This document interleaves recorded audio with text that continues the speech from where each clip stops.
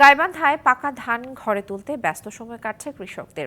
ঝড় বৃষ্টির মধ্যে শ্রমিক সংকট এবং বাড়তি খরচের কারণে কাঙ্ক্ষিত দাম নিয়ে শঙ্কায় তারা।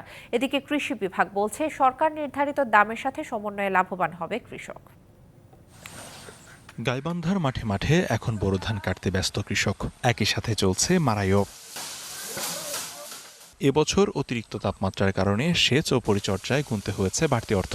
শ্রমিক সংকট ও বাড়তি মজুরির কারণে বিঘা প্রতি শ্রমিক খরচ দাঁড়িয়েছে 1 থেকে 1,500 টাকা। সব মিলে বেড়েছে উৎপাদন খরচ। এবারকার ওদের তাপমাত্রাটা বেশি, পানি খরচ বেশি, তেল আনা বেশি গেছে। ধান ইনশাল্লাহ ভালো হয়েছে, কিন্তু খরচের তুলনায় ধান এবার বিট মানে খুব একটা লাভজনক হবে না। বাজারে ভেজা ধান বিক্রি হচ্ছে মন প্রতি 1050 টাকা দরে, আর সরকারি খাদ্য গুদামে বিক্রি হচ্ছে প্রতি মন 1280 টাকায়। কৃষকরা বলছেন এতে উঠছে না খরচ।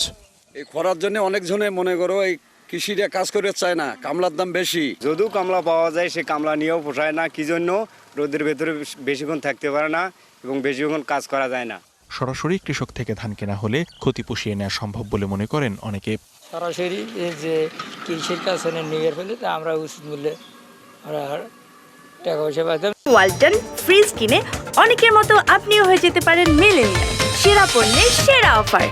যদিও কৃষি বিভাগ বলছে আবহাওয়া অনুকূলে থাকায় ও সরকারি দামের সাথে সমন্বয়ের ফলে লাভবান হবে কৃষক।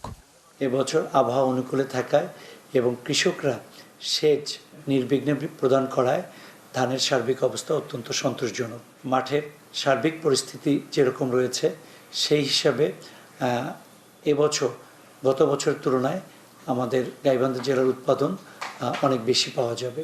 গাইবান্ধায় এবার 1,28,340 হেক্টর জমিতে বোরো ধানের আবাদ হয়েছে। কৃষি বিভাগের আশায় এ থেকে মিলবে 8,40,000 মেট্রিক টন ধান। DBC news desk.